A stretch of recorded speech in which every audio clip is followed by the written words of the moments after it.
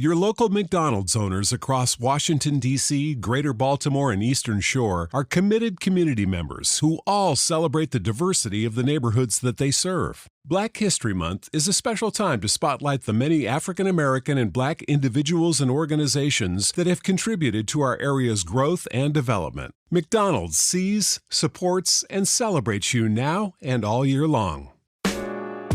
Welcome, everyone, to another episode of Streamed and Screened, an entertainment podcast about movies and TV from Lee Enterprises. I'm Terry Lipshetz, managing editor of the National Newsroom at Lee and co-host of the program with Bruce Miller, editor of the Sioux City Journal and a longtime entertainment reporter.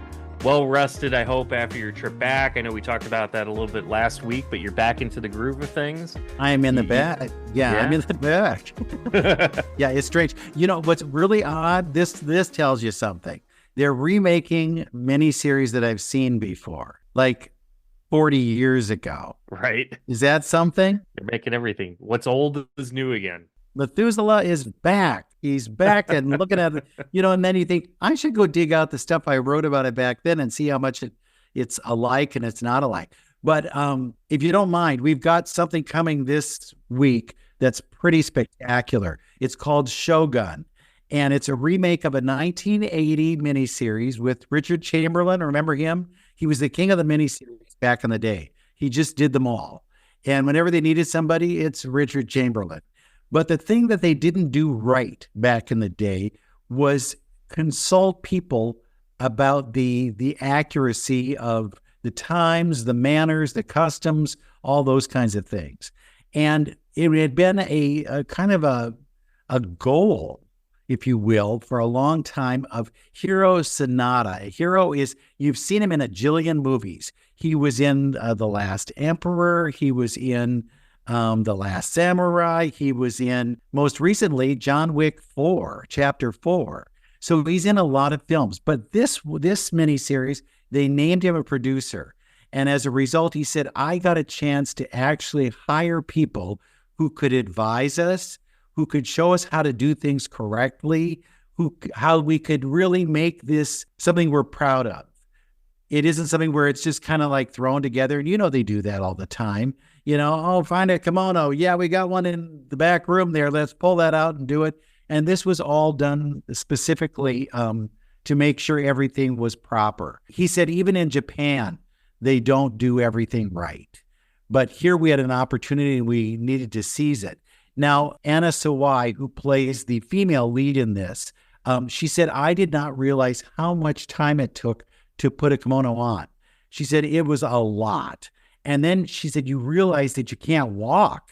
If you're in one of these, it really hinders your movements.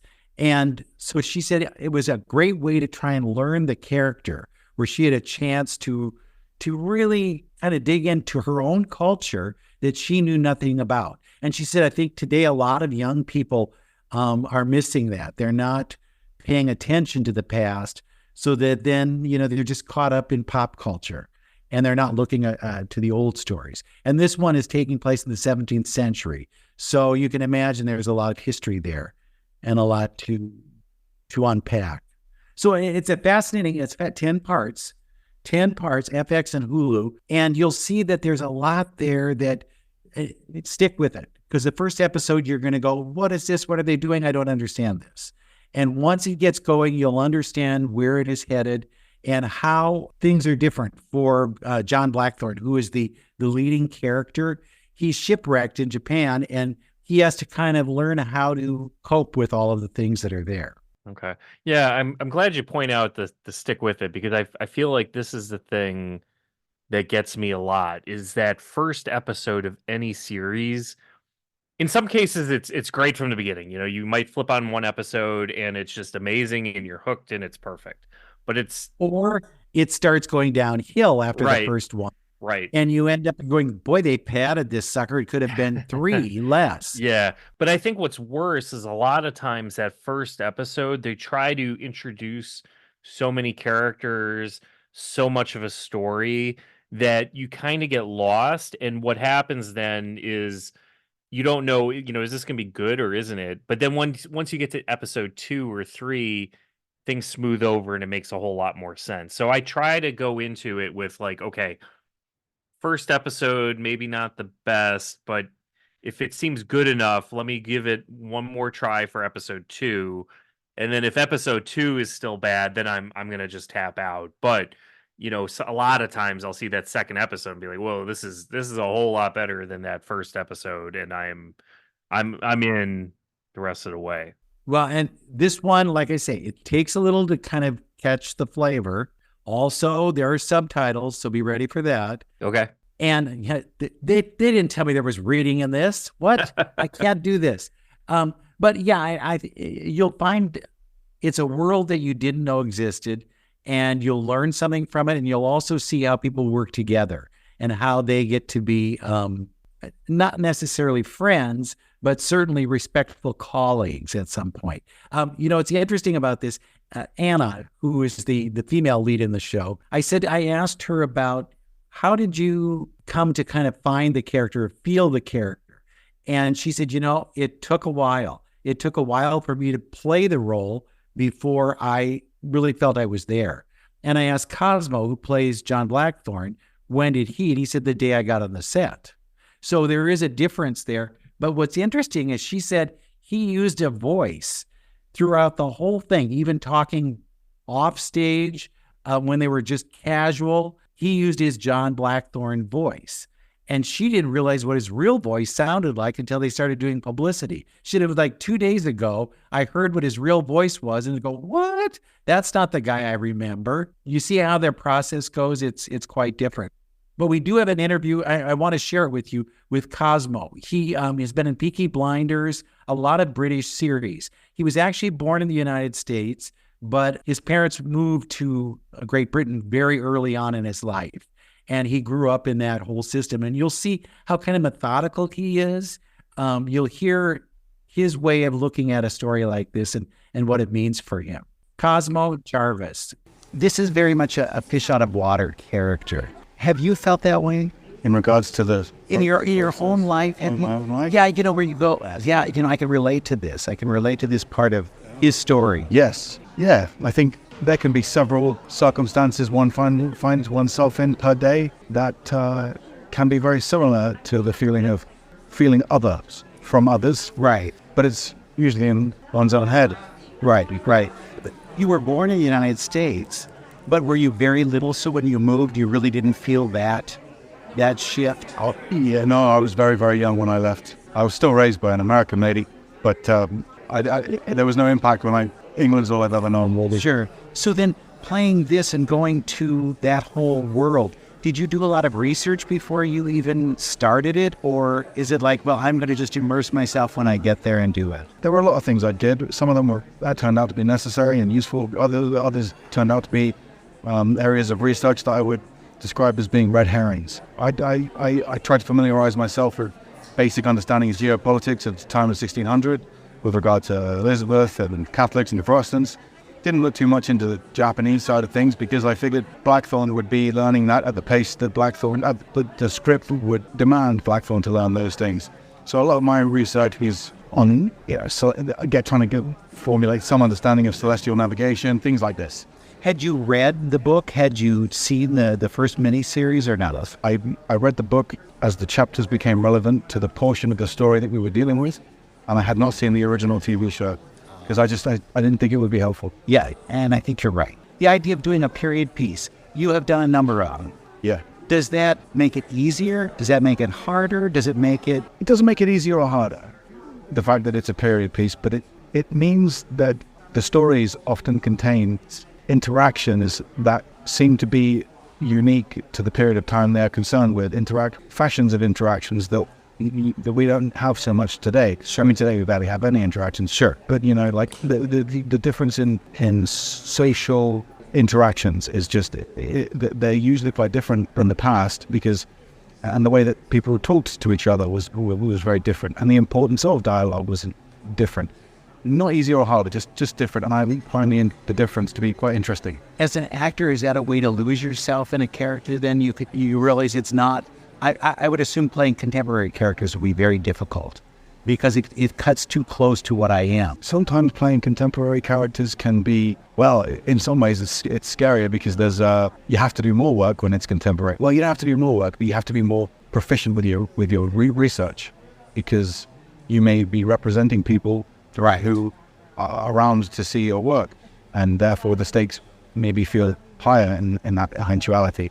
But with stuff in the past, there are other things that come into play, like the old skills of yesteryear that aren't around anymore, types of craftsmanships, types of battle styles, Edwardian etiquette, whatever it may be. Well, is the fighting stuff in this, is that something I'm really fascinated by this? I want to be able to learn how to do all. Well, Blackthorn doesn't get to do a whole bunch of fighting. He's actually a pretty inept, he's pretty inept, and he relies solely on his flintlock pistols, which in comparison to the samurai sword is probably a bit more of I would say a crude way of fighting. Doesn't require as much art as fighting with a sword does. It's like Alec Guinness said about Star Wars, blaster is a clumsy weapon. The fighting wasn't the most interesting part of it for me. For me, it was more about familiarity with things that are relevant to seeming. What prompts you to take a role? Is there something in it that you say, this I haven't done, I am learning something from this, or is it just, it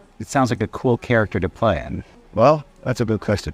If it feels like something that ought to be made, that there's the catalyst for why it's on paper is worthy of being on paper, and if I can detect that, which sometimes I can and sometimes I hope I can, sure, then I can kind of figure it out immediately. And in this case, it was the idea of being, I have never come into, in my own career so far, I haven't come into any contact with the kind of story that was quite so adventurous as epic. So epic. Yeah. Archetypal and epic and all of the archetypal themes are involved in it in some way. Betrayal and power, hunger and honor and your love, all these things. Do you find that you learn something every time you play a role, or are there some that are just, I'm not going to learn anything? Yeah, every time. Always. Yeah. And then do you learn something about yourself?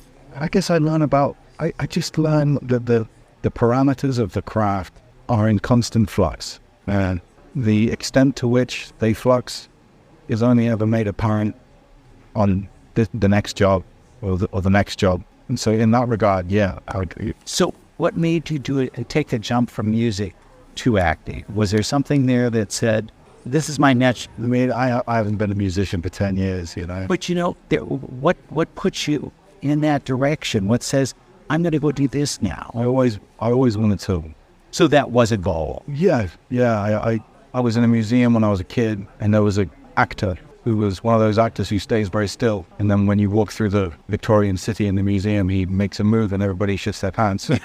And that was the first catalyst for me of the sort of wonder of I was like, he did that? Sure. He jumped out and I was like, whoa, he's real. And it just made quite an impression on me. And I suppose ever since then, I've kind of wanted to improve and get better at it.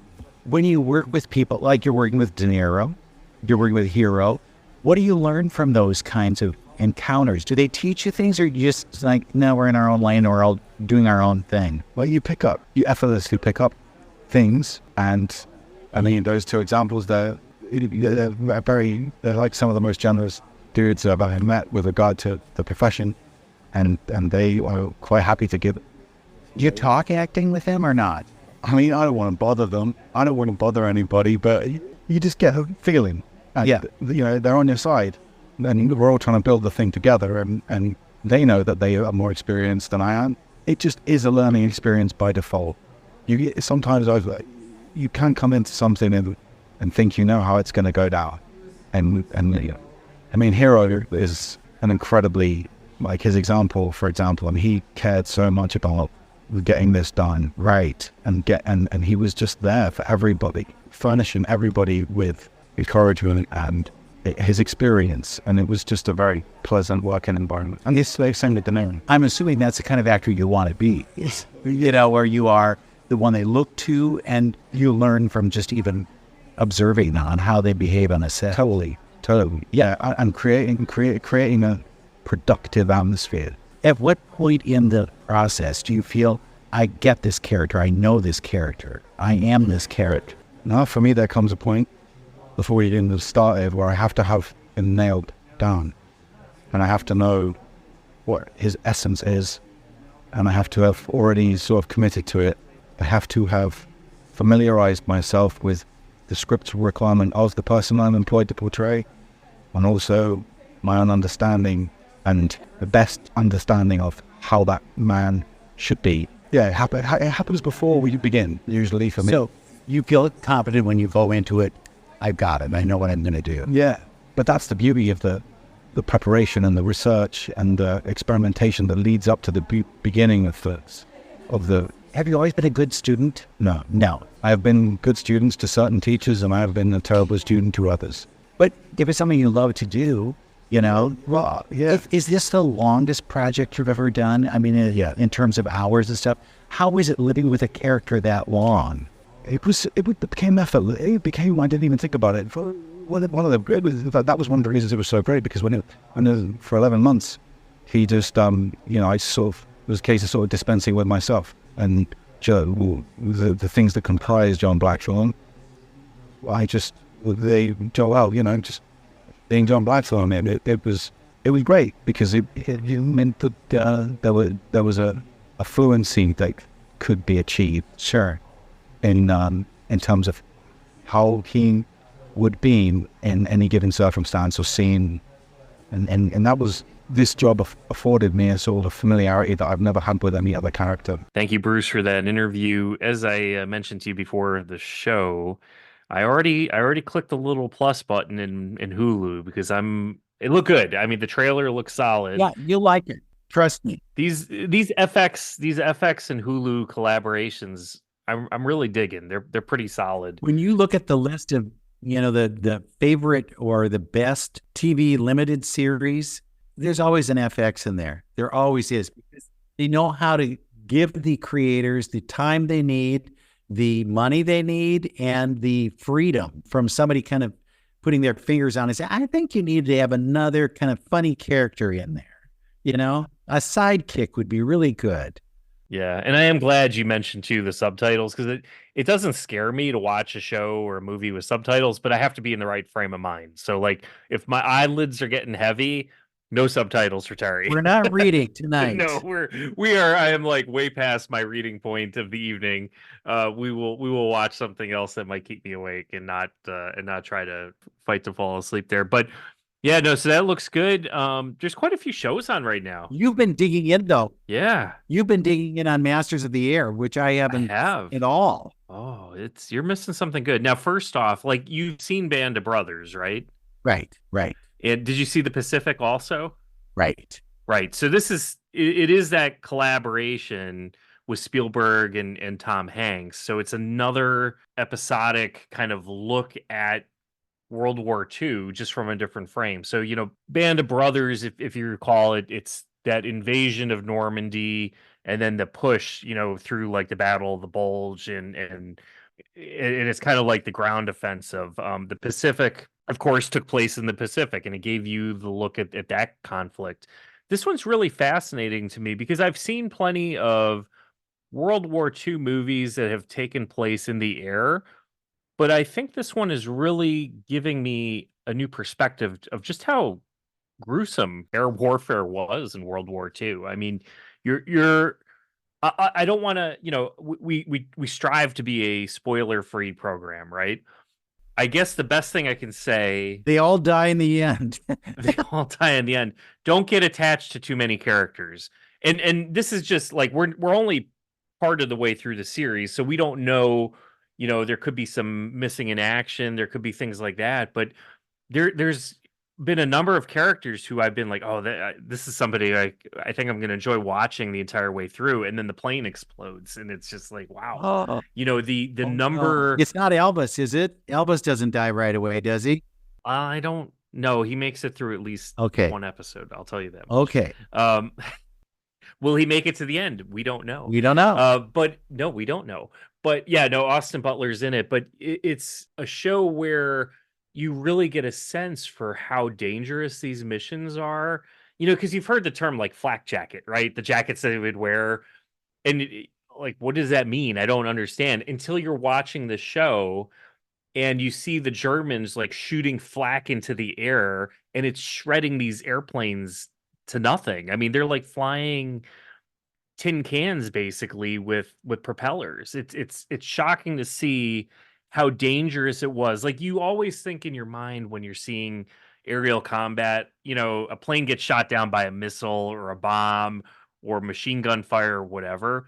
But to see the number of planes that go down just from hitting debris in the sky that they're shooting up there and just tearing things apart and going through and taking out the navigator or taking out the gunner, and how dangerous it was, and seeing the planes, they might send 15 or 20 planes out to start, and then they're showing the base when they're coming back and they're doing the count to see how many are there, and it's like, 1 out of 30 return, and it's just a very gritty and I think eye-opening program. It's really good. Are the special effects good? Yes, it's a very well done program. I mean, does it have that same kind of grainy, kind of sepia toned look that the others did? Similar, yes. I mean, you could definitely tell that this is another installment from the same filmmakers, basically. Oh, that'll be great. But I'm saving it because I need to binge. I am not good at waiting a week. Yeah, this has definitely been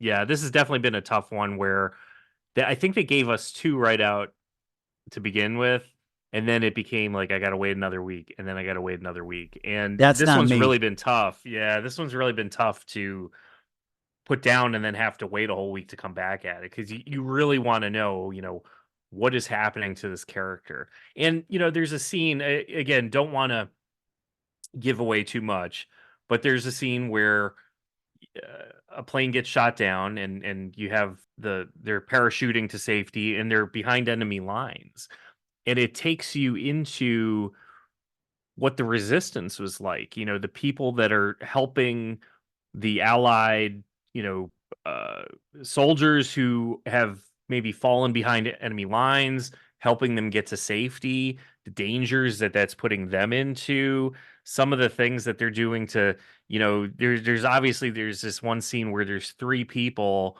who are speaking very fluent English and they sound like they're from America, but one of those 3 may not be whom you think he is. So it's a really fascinating look at what, the Axis powers were doing and the Germans were doing to try to infiltrate Americans. And yeah, so it's a really good show. So I go for it. You won't. I don't think you'll be disappointed. I will watch it, but like I say, I've got to have it all at once so then I can just roll through it. I have a friend who says he has a relative that's featured in the series. That's fascinating. If it's kind of 6 degrees of whatever separation. I mean, but you also saw the end of True Detective.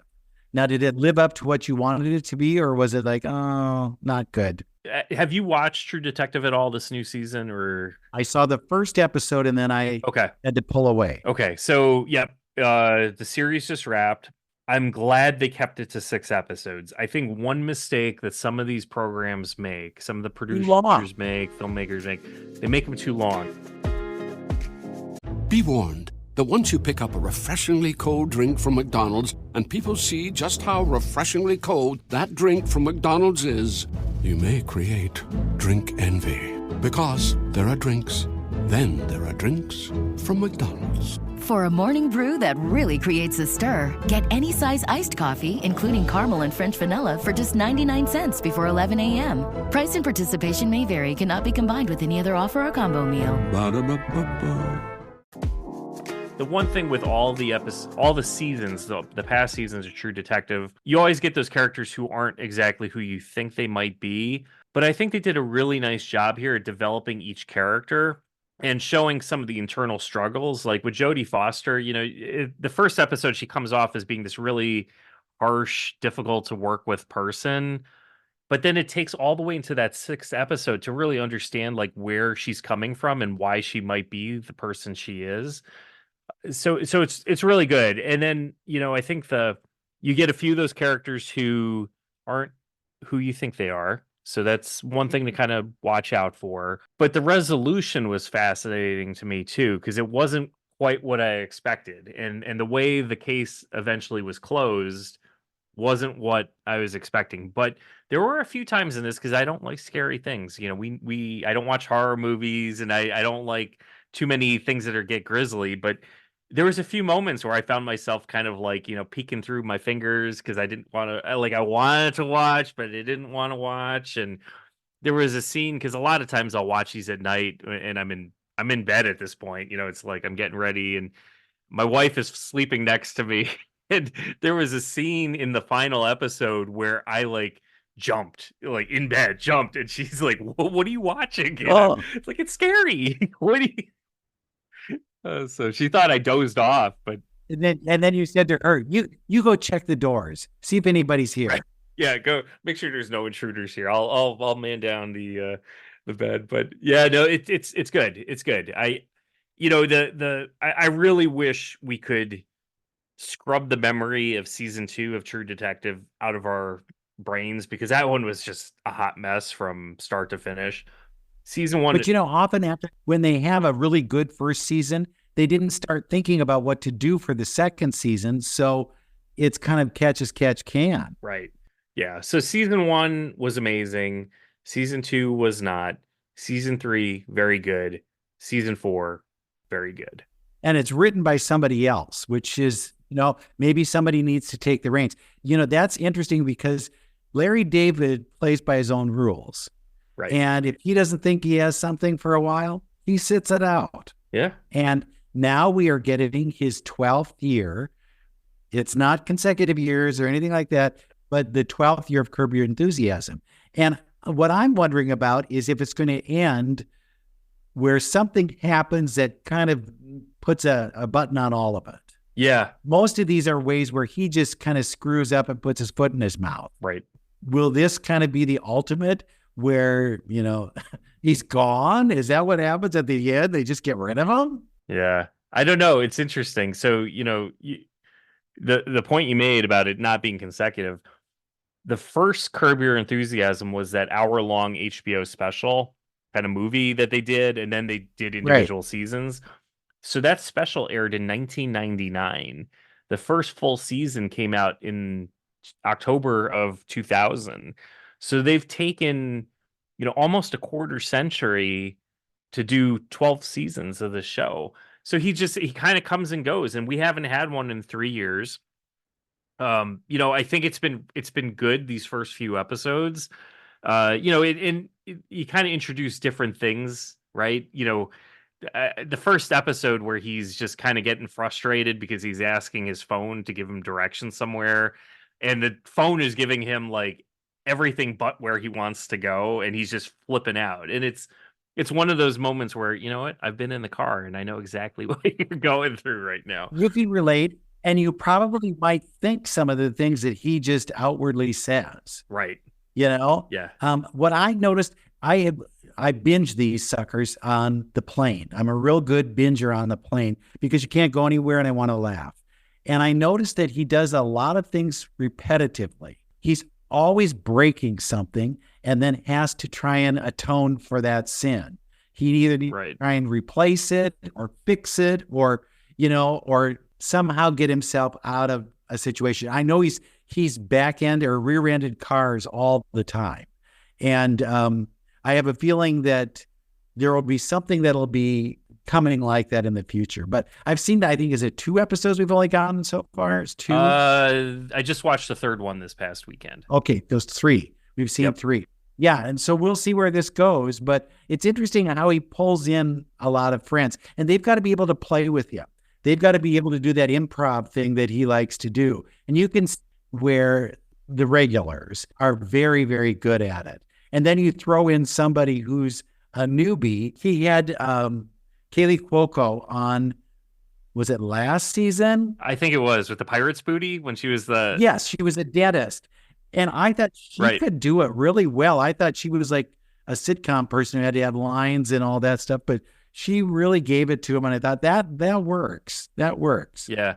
Because that was an episode which I absolutely loved too, because she was eating the Pirates booty, that horrible popcorn snack, and then dropped it on and she didn't pick it up, and it's terrible. And I think even it mentioned it in the show, like, I think Larry even complained at like how terrible Pirate Booty is, and it was funny for that moment. But yeah, you look at like JB Smoove, he's on as usual. Richard Lewis just made an appearance. Vince Vaughn, who's in it, he's kind of filling that role that was the Super Dave Osborne, because where he had passed away.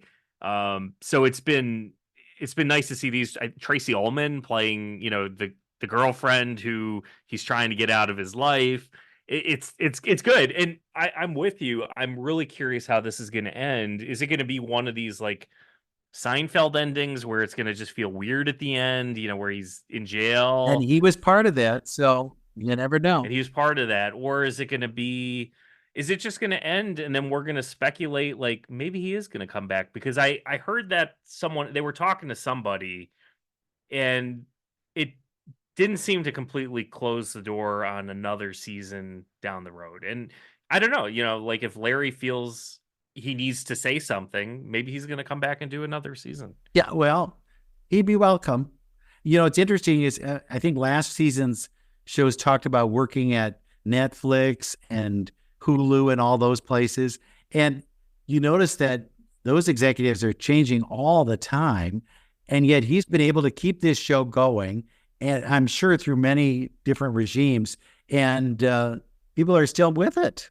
It's fascinating. But yeah, I enjoy his line of thinking. And I love how he's always trying to go to the bathroom, but he doesn't want to touch anything or doesn't want to, it's all right.